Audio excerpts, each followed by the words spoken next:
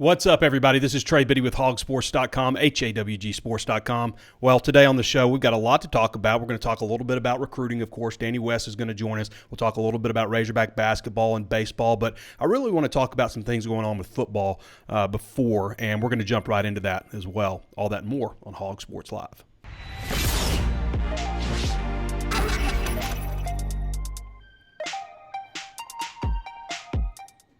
And before we get started, of course, I want to remind you there's plenty of ways to watch and listen. You can always tune in on Facebook Live. Be sure to follow the page if you haven't done so already, and throw us a like also on this video. Also available on YouTube. Subscribe to that channel. Hit the notifications bell so you're alerted anytime we upload new videos. Also available on Apple Podcasts. We'd love to have a 5-star review from you if you haven't done so already. Say something nice about the show. Let others know what to expect. Also available on Spotify, Stitcher, anywhere else you can think of to find your favorite podcast.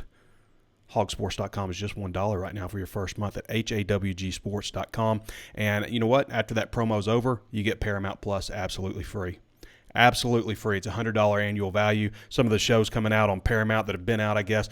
Star Trek, Strange New Worlds just came out. I watched the first episode the other day. Halo has been fantastic. I didn't even play Halo, but it's fantastic. It's a great show. Yellowstone 1883. I hear they're working on season 2 right now. And I think a whole series of Yellowstone shows. So a lot of great programming, especially if you like Star Trek Discovery, all that kind of stuff, Yellowstone. So it's really, the library is really expanding right now. Plus you get all the Paramount movies and, all their other MTV, BET, Smithsonian, Comedy Central, all that stuff's included in it. So it's a really, really good streaming platform that's really starting to take off with really great content so far. All right. College football rankings are coming out post-spring. Everybody's got, you had your immediately way too early, and now these are just kind of too early after the spring, what everybody sees, what everybody's talking about. This one was from CBS, Arkansas at number 10 in this one. Okay, so Arkansas at number 10. This is from CBS Sports. In year 3, under the folksy Sam Pittman, the Razorbacks have turned the corner as a knock-your-head-off SEC program. KJ Jefferson might be the second-best quarterback to Bryce Young. 24/7 Sports Take. Keep an eye on the Razorbacks the first 2 games of the season following an impressive season under Pittman. If Arkansas starts hot with wins over nationally ranked Cincinnati and upstart South Carolina under Spencer Rattler, there's a good chance this team will be ranked in the top 10. CBS Sports ranking the Razorbacks at number 10 in their post-spring poll is the highest we've seen the preseason. Not so fast, because just a little bit later, Fox Sports, R.J. Young, came out with another top 25 preseason poll, where Arkansas is 6th in this one, right ahead of Notre Dame. In this one, Sam Pittman has done a great job rebuilding the Arkansas program, and it is coming off a 9-win season in 2021. This season, star quarterback KJ Jefferson is back after a breakout campaign. If he can take his game to yet another level in 2022, the Razorbacks will be a major threat in the SEC West. Jefferson's favorite target, Traylon Burks, is now a member of the Tennessee Titans, but he will have a new weapon this year. Arkansas landed former Oklahoma receiver Jaden Hazelwood out of the NCAA transfer portal. Okay, 6th. That's the highest I've seen him on anything. I saw him in 8, like they did some way too early preseason polls immediately when the season ended, and I saw Arkansas as high as 8.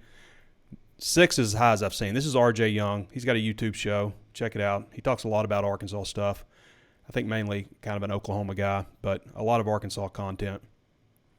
So why is Arkansas ranked so highly? Well, first of all, you've got KJ Jefferson coming back, okay? He had the second highest efficiency rating as a passer in in Arkansas history last year. We know he can run the ball, can do a lot of different things. He's got 4 multi-year starters ahead of him on the offensive line, and not just multi-year guys, but guys that are entering their 3rd year as starters, guys that are entering their 4th year as starters, 2 4th-year and 2 3rd-year guys, not just started last year, but guys with a wealth of experience. And, you've got another guy, I think Takias Crawford, I think he's going to end up being the starting left tackle. I know he didn't work any there in the spring, but if Dalton Wagner's healthy at the right side, he's got a back issue. If he's healthy, then I think Takias Crawford ends up taking over at left tackle. That's how I see it playing out. There's just been too much buzz around him. And I know how coaches do things in the spring a lot of times. A lot of times they try to create competition. A lot of times they'll put a guy in a situation to see how he reacts. A lot of times there's a guy competing with a walk-on who we don't ever even see during the season. So there's all kinds of things like that work out. I just think the way things shook out with Wagner getting hurt, they didn't get an opportunity to work him at left tackle, but I think we're going to see that in fall camp, and I think he wins the job, along with those 4 other returning multi-year starters. Now, Raheem Sanders and Dominic Johnson, I think, gives Arkansas a chance to have a really, really powerful, dynamic duo. Both big backs. It's not like a thunder and lightning type of deal, although you might call Sanders Rocket Sanders, maybe a little more of the lightning category. 6'1", 221. He put up 434 yards in the first 8 games last year.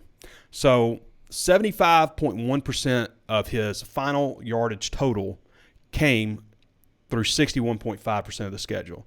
Had a bit of a shoulder issue that slowed him down. Now, this is a guy that played wide receiver, right? He played wide receiver. We didn't know until really right before the start of spring drills that he was going to play running back. So even with that, he came in and really started off strong. And now they feel like, as Sam Pittman says, he's gone from being a hard runner to a running back.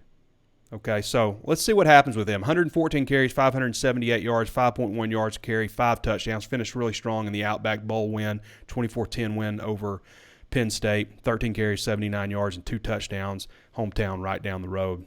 Great story there. And you look at you look at Dominic Johnson, and 6'1", 228. This was a guy that it felt like almost like we're just not going to give him the ball. The first 8 games last year, he was averaging 7.7 yards a carry, 40 carries for 309 yards and 4 touchdowns over 8 games, and never had more than 6 carries in a single game. Never had more than 6 carries in a single game through the first 8. So the 9th game is Mississippi State. 17 carries, 107 yards, 6.3 yards a carry. Got in the end zone twice. So 48 of Johnson's 97 carries, 59.7%, came in the final 5 games. That's 38.4% of the schedule. All right, he hurt his knee. He wasn't available in the spring, but I really like Johnson. I've been talking about him for a long time, even when, early on we were like, why isn't he getting the ball more? He just seems to be just fast enough. He's got just enough wiggle. He's got more than enough power. I mean, if you hit Dominic Johnson anywhere but straight on, then you're going for a ride. So those 2 guys, 2 big running backs, a big quarterback, and then we talk about the wide receiver group, and we've already talked about the offensive line. So the wide receiver group, and that's what I keep saying, Arkansas is a big football team. So right now what the wide receiver core looks like starting, you've got 6'2", Keytron Jackson, 6'2" Keytron Jackson, 6'3" Warren Thompson, okay, 6'3" Jaden Hazelwood from Oklahoma transfer, and 6'5" Trey Knox, who's up to about 240. And I want to talk about Trey Knox a little bit because we've talked about the wide receivers so much. How can they pick up some slack, that's left over by Traylon Burks? Obviously, that's a big loss. Traylon Burks selected by the Titans. I haven't talked since the NFL draft. I went to Las Vegas, checked out a little bit of the draft. It's not something I would say, you got to go. You got to go to the draft. All right, so Trey Knox is up to 240 pounds. Okay, last season he came into it at about 218, 220. Okay, that's after adding about 17 pounds or so before last season. So in the last 18 months, Trey Knox has added 35 pounds. Okay, he's up to 240. He wants to get about 250. So he's looking to be basically what we're going to be talking about is over a 20-month span, Trey Knox adding 40 pounds. 45 pounds if he gets all the way to 250. So that's quite a transformation. I think when you look at what he did the first 6 games, no catches at wide receiver, and then they move him to tight end, and he has 5 catches in that game, the first game. Ended up with a pretty solid season considering. Let's see, he finished 2021 with 20 catches for 141 yards and 2 touchdowns. So if you average those, averaged them out throughout the course of the season, took those and averaged them out over 13 games, then he would have had 34 catches for 229 yards and 3 touchdowns. Missed a lot of the spring with a concussion that he suffered in a car accident. But this is a guy that could pick up a lot of the slack too. Trey Knox, if you talk to him, he'll say, hey, I think I can make some money at tight end. I think he might be able to. gets a little bit more bulk, becomes a better blocker because of that. We know he can catch the ball and make plays. So, you're talking about those 4 guys on the field at the same time, and, a guy like Rocket Sanders and Dominic Johnson can catch the ball too. And we know A.J. Green can, but Rocket Sanders is a former wide receiver. I think there's some intrigue with Arkansas's offense next season. And defensively, I think they got the right pieces they needed out of the transfer portal. We'll talk to Danny West a little bit about where they are at defensive tackle. We know they still want a defensive tackle, still want a wide receiver. But I think that they got the pieces they need when we talk about Landon Jackson, Jordan Dominic, Terry Hampton also, who's on board, the defensive tackle out of Arkansas State, Drew Sanders, Dwight McGlothern, Latavius Brini. They got some name guys out of the transfer portal. That's no secret. We've talked about that. We've covered that a little bit. Now, breaking down Arkansas' scholarship situation right now, they just put Harper Cole, Jackson Woodard, and Nathan Bax on scholarship. Congratulations to all those guys. I think they all deserve to be on scholarship. I think those are 3 guys that might help them this year. Harper Cole catches everything. He just doesn't have a big catch radius. Obviously undersized, probably why he's a walk-on. But Harper Cole will catch everything thrown at him, and he's got a chance to maybe help him next year. Jackson Woodard really was working second team at linebacker this season, or this spring. He's been on campus a few years now, or heading into a few years, I should say. But he's another guy I think is deserving. And then Nathan Bax is probably going to be your 3rd tight end. I think we'll probably see him some. So those 3 guys put on scholarship. That gets Arkansas up to 83.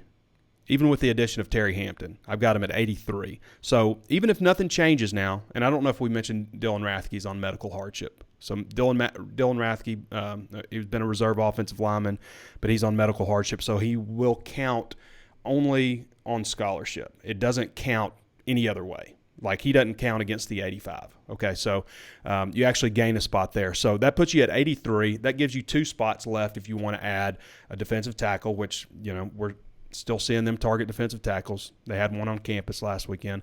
And a wide receiver is another position they've talked about. Or could be a situation where, like, who's the best available guy.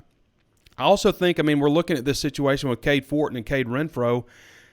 Is one of those guys is going to be your number 3 quarterback, probably. So do one of those guys maybe deserve to be on scholarship? They both went to college on scholarship at Power 5 schools. There's also the possibility, because I still think you'll see some attrition between the start now and the start of next season.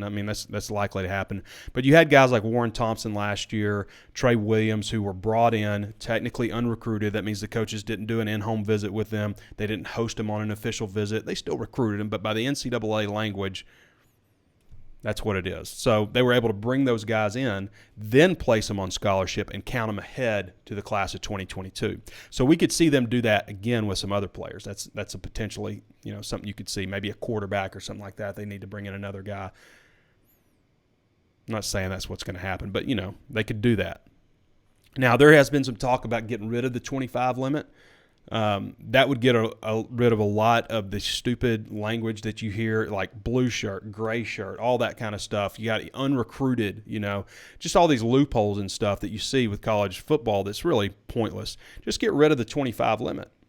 It was initially put in because of Houston Nutt, and it was kind of a weird overreaction because all Houston Nutt was doing, it was at Ole Miss. He signed 37 players one year. 37, okay? The max was 25 that you could bring in. You could sign as many as you wanted, but when it came down to it, you could enroll 25. So what Houston would do is he would sign a lot of guys that weren't going to make their grades.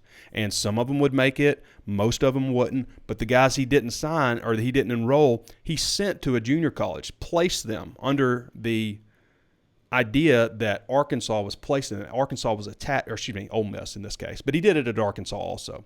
But in this case, Ole Miss. So Ole Miss is attached to that name, that player. So when they send them there, you have the idea that maybe they'll be protected. They've already signed. They have that connection with Arkansas. So that's all he was doing. I think it's interesting the overreaction that happened in that because it was initially brought down, I think, to 28 you could sign, 27 or 28, but you could still only enroll 25, and then they just capped it at 25. So you could only sign 25. So that's when you started seeing guys who were grade risk just not getting signed, who were close, maybe not make it, unless they were just like too good to not take a risk on. So that's where you kind of saw that. So what they're saying now, you've got the 25 rule, and then you can go up 7 more currently to 32 if you have 7 players enter the transfer portal after December 15th, I believe is the date. So technically you could sign 32 if you have 7 players leave, which just about everybody has that. It still causes a problem for some schools that aren't able to reach the 85. So in this day and age, with the transfer portal, with so much going on with players coming in and out, it doesn't make any sense. Let's just have 85 scholarship players, and if you need to bring in 85 one year and get rid of everybody, then I guess that's what happens. So that's probably how it should be moving forward, and they're discussing that. And I think that's where we're going to see. Arkansas has had 19 players since last season started entered the transfer portal, by the way. And that doesn't include Dorian Gerald, Dorian Gerald's entered the portal. He's about to be entering his 7th year, I think. So I'm thinking he may get some kind of relief because he has been injured so much, but he's looking for a place. I got the whole thing broken down on HawgSports. And while you're over there, you can check out our brand new homepages, Homepage Plus. Complete redesign of the homepage.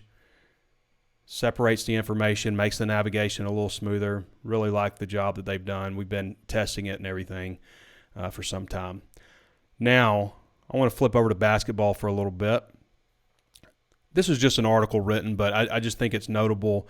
Arkansas with the number 2 ranked recruiting class. For those who follow the point system and the bell curve that it's on and all, it's impossible to calculate. But we have a calculator, so you can like add to the class and all that stuff. So Duke is number 1 right now at 71.06 points. Arkansas is number 2 at 70.02 points.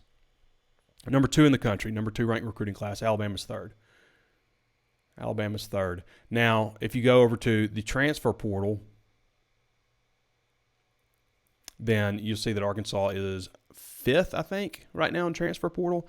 I think we don't have it'll eventually be added where there's the hybrid model, but I think Arkansas will be number 1 when that shakes out. When it's when you take the transfer portal and combine it with the recruiting class all in one, I think Arkansas is going to end up being number 1 because Duke isn't even in the top 5.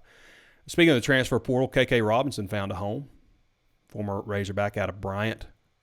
KK is going to Texas A&M. So that's obviously weird when you see a guy that, he's from Arkansas and, he's going to a school that you're gonna see next season. KK was the number 63 ranked player in the country, number 10 point guard, number 4 out of Arkansas in the class of 2020. It just didn't work out here. That freshman year, he broke his leg or something. I think he broke his leg. Something along those lines. He had a leg injury and wasn't able to play, obviously, aside from the first few games of the season. And then this year, it just never got going. We just never saw him. So wish nothing but the best for KK. It wasn't working out for him at Arkansas. Maybe it'll work out for him at Texas A&M. So I guess that's one of those things. You say good luck, except for when you play Arkansas, right? So transfer portal rankings. Arkansas is 3rd. I don't know where I got 5th, but Arkansas is 3rd right now in transfer portal rankings. And that's despite Jalen Graham being dramatically underrated. Like, when I look at Arkansas's commitments right now, Texas Tech, Providence, and Arkansas, that's the order. But when you look at Arkansas's commitments out of the transfer portal, they've got some guys that are ranked similar to the guys that they're, not pushing out the door. But that's kind of what it is, I mean, some of it's pushing out the door. Some of it's obvious, like, hey, it's not going to work out here. But they've got, like, guys that are coming in who are ranked at, like, they're like an 88 overall, which is, like, just below 4-star stats. And we've got a few guys like that. And then the guys that are exiting the program are also an 88. That doesn't jive up right to me. So Jalen Williams invited to the 2022 NBA. You like that? Jalen Williams invited to the 2022 NBA Draft Combine. I'm going to start doing the show like that. My radio voice. Jalen Williams invited to the 2022 NBA Draft Combine. Congratulations for him. You're just like, please come back, Jalen. I mean, if Jalen Williams comes back, then they got a very good chance at winning the national championship. It's going to take a little bit of luck, but, man, my thoughts on Jalen Williams If he leaves, he'll probably get drafted in the second round. If he comes back, works on his three-point shot, he needs a little more arc. He's got a good shot, but it needs a little bit more arc. It's a little bit flat. Works on that, works on some other parts of his game. Then he's got a real chance to be a first-rounder, a real chance. Not to mention coming back to Arkansas and potentially winning the national championship, which I really think that they could potentially do. So nothing yet on what he's going to do. He hasn't signed with an agent, so we just kind of got to wait and see. Now, we do know J.D. Note's not coming back. He was invited to the G League Elite Camp, by the way. So congrats to J.D. Note. So, Note's signed with an agent and everything. So it'll be more than 30 draft-eligible prospects who have the chance to showcase their skills in front of NBA and G League scouts. So that's a good opportunity for J.D. Note. J.D., I think, did need to go on and move. I mean, he's older, obviously. You know, it was a transfer. I think he's a fifth-year guy. He could have come back for his COVID year and whatnot. But I think it's the right decision for him to go ahead and move on. He's not going to duplicate the numbers that he had this year, especially with everybody that's coming in. Okay. How long have I gone here? Yeah, I'm about on pace here for what I told Danny West. So we're going to bring Danny in, talk a little bit about Razorback recruiting. For those who don't follow Danny, you can follow him at DannyWest247 on Twitter, and just does a fantastic job for us and has for the past dozen years or so at HawgSports. You do need a VIP membership if you want to read most of Danny's content. But again, just $1 right now for your first month. Danny, how you doing, man? What's up, buddy?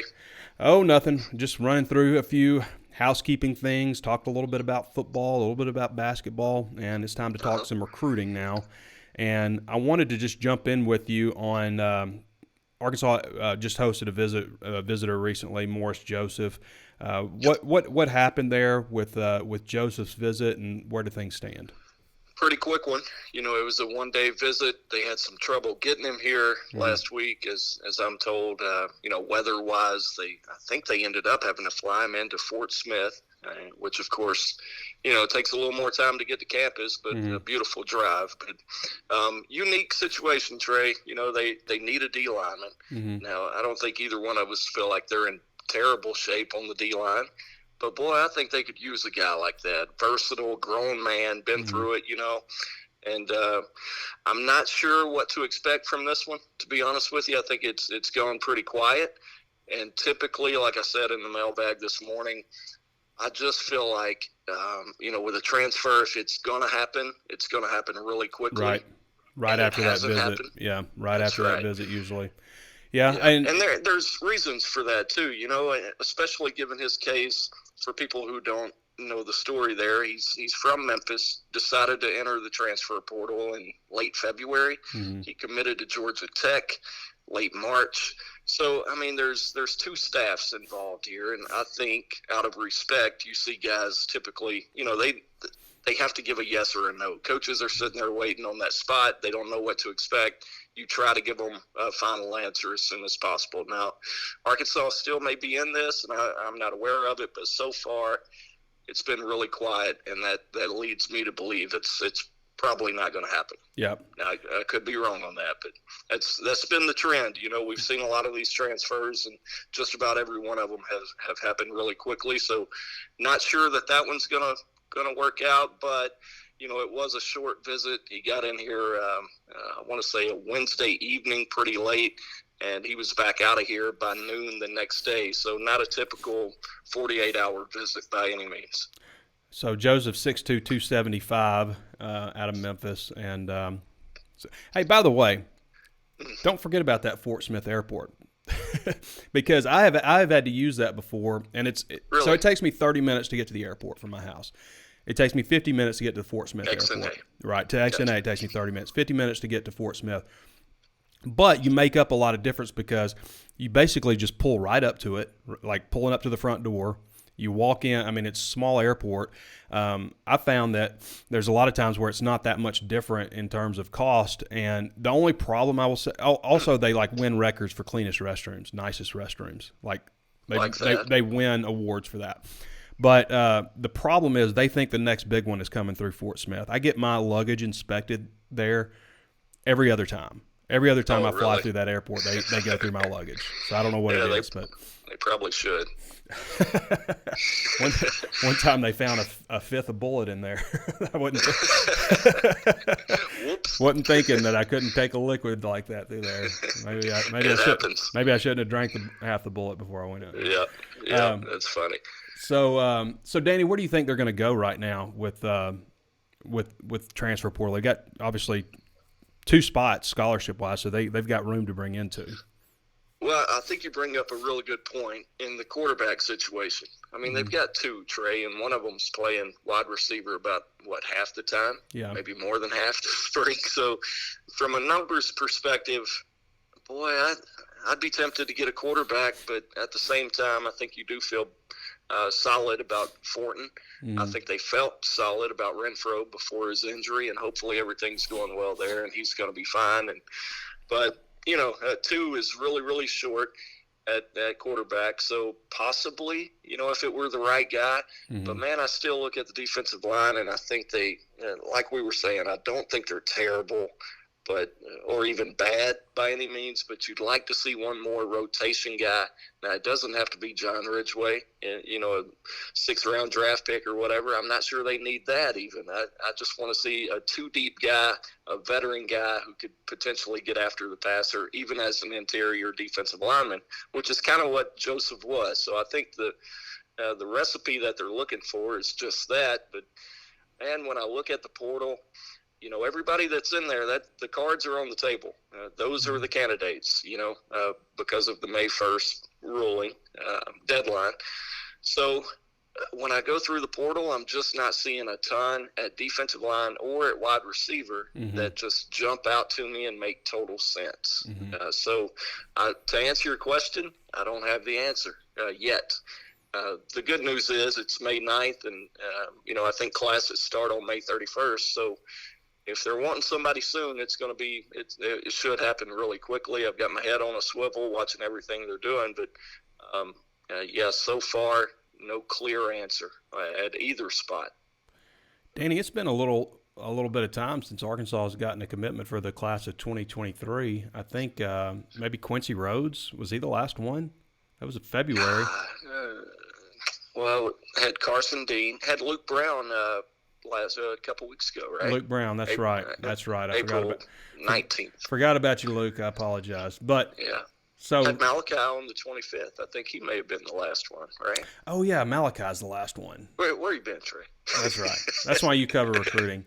Yeah, we did a whole show last time about Malachi Singleton. So you had two commits in April. You had Luke Brown on the 19th and Malachi Singleton on the 25th of April. Yeah. Where do you think things are heading right now with this commitment list? They're ranked number 6 nationally. They have 11 commitments.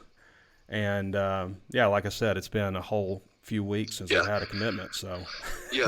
You know what? It does seem that way, though, when a couple of weeks goes by. Yeah. At this point, especially with the start they've had to the year, you're almost like, hey, what happened? Where's the momentum if they go even 2 weeks without something big? So I'm with you on that. I totally understand that. But to answer your question, I kind of expected they would pump the brakes a little bit going into the spring evaluation period. Mm-hmm. You saw them hit initially they went in-state, which is something they had talked about doing for a long time. Due to COVID, they hadn't been able to, really go out and hammer the in-state coaches like they wanted to. So they started with that a couple of weeks ago. And then last week you saw them hit up Texas, St. Louis, Alabama, Florida, Georgia, Tulsa, which has kind of been the blueprint under the footprint, I should say, under Pittman over the last 3 years. So they hit on a lot of their targets last week. A lot of new offers went out. I've actually got a running list. It's the first time I've ever thought of doing this, but just wanted from day one of the spring evaluation period to find out exactly who they targeted. I think here in a few months it'd be interesting to look back on that and see where they're at with some of those guys and see just, how much the evaluation period might help them. Mm-hmm. Because, like we said, it's the first time they've been able to do that under Pittman. So there is one that stood out to me in particular, a new running back on the radar, 2023 running back. It's been a very heavily talked about position. Mm-hmm. A lot of people wondering, they could take 2. I think they want just one, but they want a great one. But this guy here is starting to come out of nowhere. Jordan Louis is a kid out of Georgia. I forget his high school. I want to say Norcross, but 6 foot 210, kind of coming out of nowhere. He transferred over from Paul Bryant High School in Alabama. And immediately when he gets to Georgia, he starts blowing up. Arkansas, Louisville. There's been another couple that's come in and offered him, but I think they like this kid a lot. He hasn't even been rated yet, but, just hearing through the grapevine, I think they like this kid a lot. So check that one out. Keep an eye on Jordan. I know he was really fired up about that Arkansas offer, and really, really cool kid. He's got a cool story, and just, I think he's perfect. He's got like 3.5 GPA, super fun to talk to, but also a freak show on the field. So he's kind of trending upward, in my opinion. And that's always fun to watch, in the evaluation period. It can happen really quickly, so he's one that I would expect to get here for a visit really soon. Got a lot of camps coming up in June, starting around the 12th, I want to say, of June. And you've got official visits already lined up for next month. So while this might be a little bit of a slower period, it was kind of expected to be that way, and then I think it's going to pick up again, in about a month from now. Mm-hmm. Danny West joining us again. You can follow him at Danny West 247 on Twitter. He is the HawgSports.com recruiting analyst and has done a great job for us for the past dozen years. Danny, thank you, Trey. You're welcome, Danny. Let's keep in the same theme of things. You answered 10 questions this morning on the recruiting mailbag. It's a VIP article, so you need a subscription to read it. But I wanted to just pull one question out of this group. And sticking with running back, Cedric Baxter Jr. is a guy that people love running back recruiting, right? Mm-hmm. Cedric Baxter Jr. is a guy that's been mentioned with Arkansas a lot. He's out of Edgewater, Florida. Edgewater High School in Orlando, Florida, 6'1", 215. 24/7 Sports has him the number 26 ranked player in the country, number 2 running back, number 7 in Florida. What are your thoughts on this guy? I know Arkansas, based on your response here, really, really would love to get this guy, obviously. Yeah, I think everybody would, man. I think this dude is probably going to play on Sundays at some point. He's a freak show, man. I don't know if you've had time to watch his film, but you're going to love it when you do. But, the thing about it, let's talk about his top 5. Arkansas, Texas A&M, Florida, and Miami. Now, obviously, the 2 in-state schools there, typically big-time Florida kid, you know what I mean? Mm-hmm. It's going to be tough, but, man, I think he's really high on Arkansas. Now, I can't sit here and promise you he's going to be a Razorback, but I do think the interest is real. And, he came here last July for the cookout. Then, strangely, he and Asad Wassim, a big-time wide receiver prospect down in Florida, they actually got on a plane, flew to Arlington, and watched Arkansas beat A&M. And then, of course, Cedric comes back a couple of weeks ago, and all 3 of those are on his own dime. So you feel like, you're pretty much guaranteed an official visit. We're still waiting to hear back from CJ on that, but that should be coming soon. I think they're in a good spot, man, but, this kid is so big time, I think, we could talk openly about it now. NIL could be a factor, I mean, he's that big time. So I don't know what other teams might be able to, boy, I hate to even say offer. It still feels awkward, doesn't it? Yep. When you're talking about money and some of this stuff. I'm always tiptoeing around it, but hey, it's legal. It's out there. But I do think he's that type of target. And distance from home could be a little bit of a factor to overcome. But like I said, he's been here a couple of times now. He loves it. Jimmy Smith just knocking it out of the park. But, man, anytime you see in-state schools after a kid like that, it's really, really tough. Yeah. So, well, we've seen Pittman do it before, go into Florida and get a guy that all the Florida schools want. Denver Kirkland, Jalen Merrick. Jalen didn't have the same kind of career, but still as a recruit. But college football has to figure out a way to take the NIL out of recruiting. And I don't know how they're going to do it. I'm not a big fan of, hey, let's go to the government and have them start doing stuff. I mean, I don't like that at all. But at the same time, I'm for players getting paid for name, image, likeness. But what we're seeing right now from a recruiting standpoint is just paying players to come to your school. Not on anything but, how good, we think they might be. And that's got to stop. I mean, college football should not be about who's going to just pay me the most money to come there. Yep. It's got to be about the fit, the school. I just fell in love with it. I fell in love with the coaches, all those types of things. And you know what? You get to school and you're a hell of a player, then somebody's going to give you some money. But they've got it. Like all this stuff we're seeing with like player agents and stuff getting on Twitter and like demanding NIL money and stuff. I almost said that's BS and like almost said it, but it is. I mean, and I'm a capitalist, just like everybody here listening, most of you anyway. And I don't believe that there should be some like, oh well, you can only make this much money. This is the limit you can make. But at the same time, there's got to be some kind of like college football is the least regulated sport out there right now.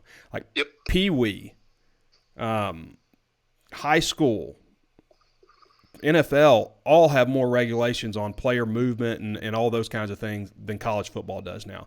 So they have to figure out something. And having the NIL married with the transfer portal really has made things kind of insane in terms of that recruiting aspect, but also just the recruiting kids out of high school. Something's got to change. And I don't know what that is. I'm not saying get rid of NIL because I think that should be a component. There's no advantage to being an amateur athlete. Mm-hmm. Like, what is the advantage to being an amateur athlete? Nothing. Yeah. Aside from like, the pageantry of it, but which is, that's lost on me. But they've got to figure something out. When you say they, though, and I say it too, they've got to do something about it. Who's they we're talking about it? They've got to do something because we need some answers, Danny. Yeah, that's right. Do your job. It's us and them. Yeah. It's just like when Arkansas's losing, it's like they lost. They won. We won. That's a fact. Yeah. Yeah, I always had, hey, it's going to take somebody a lot smarter than me to figure it out. It's the Wild West. I'm trying to stay afloat and track it for what it is. But I just struggle to see any way that they're going to rein this thing back in. I mean, after you, good luck. Yeah. Good luck. I mean, you're going to be talking about lawsuits at some point. It's coming. Mm-hmm. I don't know how they're going to do it, but it's a mess. But for now, all I can do is try to cover the kids they're offering and let them worry about the NIL and all that stuff. But to answer your question, Cedric Baxter Jr., I should say. I think he goes by CJ. I think they're in a good spot, but that running back position is so much fun to watch this year. I mean, you got a loaded room already. That can't be an easy room to recruit to right now. You know what? Mm-hmm. I mean, there's a lot. There's only one ball, only so many touches in there, and here they are, firmly in the mix for a lot of these guys, including Cedric Baxter. And just for a little perspective, for people who haven't kept up with Baxter, he's number 46 overall, kid out of Florida. Alex Collins, I want to say, was number 40 in the country overall. So it's that level. Yep. It's that equivalent. Yep. That was a Charlie Partridge get right there. All right, Danny. That's a good dude right there, Coach Partridge. Yeah, I always liked him. Always Shout have out, Coach. Shout out, Coach. I'm sure he's Coach watching. Partridge. Yeah. All right, brother. Appreciate you. Okay, buddy. See you. All right, everybody. That's Danny West again. Follow him at DannyWest247. Does a great job. Why is everybody that goes by initials, why do they all have a J in their name? KJ, CJ, DJ, BJ, AJ, FJ, LJ. You ever notice that? Like the only thing that you see that's like not is like an AB initial, but everything else is like has a J in it.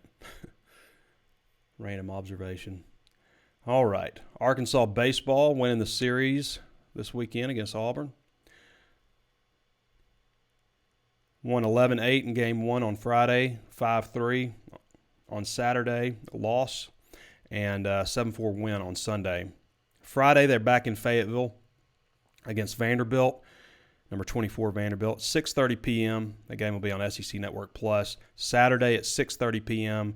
and then Sunday at 2 p.m. And then there's just one more series after that in Tuscaloosa, Thursday, Friday, Saturday at Alabama, obviously. So this weekend back in Fayetteville, It's the last one outside of, any postseason stuff. So where is Arkansas baseball standing right now? They're obviously first place in the West. They're 16-8 in conference. LSU is second at 14-10. So they got a little bit of a lead there. Tennessee's leading the overall at 20-4. Arkansas is 36-12 right now. Tennessee's 42-6.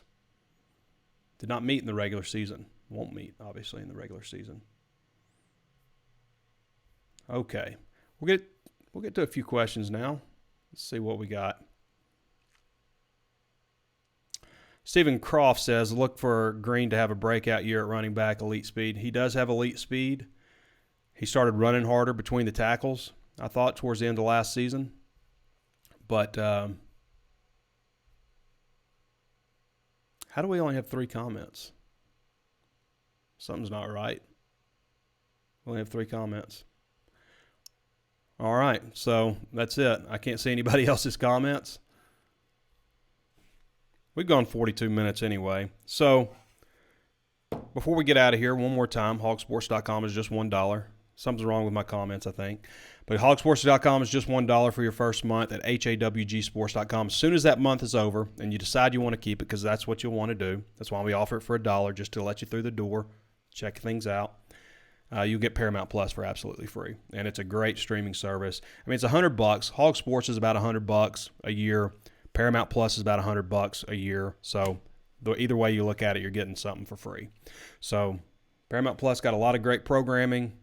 Yellowstone, 1883, coming out with season 2. Coming out with Yellowstone 19-something also. Halo, Star Trek Discovery, Star Trek Strange New Worlds. Picard is another great one if y'all haven't watched Picard. I was never like a big Trekkie, but I've been watching all these new Star Trek shows lately for some reason and enjoying them. So a lot of great programming on Paramount Plus, including movies, shows from, just about everybody, CBS, BET, MTV, VH1, I guess, too. Comedy Central. So be sure to sign up. All right. I was kind of halfway trying to see where the comments are, but I can't find them. So we're going to head on out of here, I guess.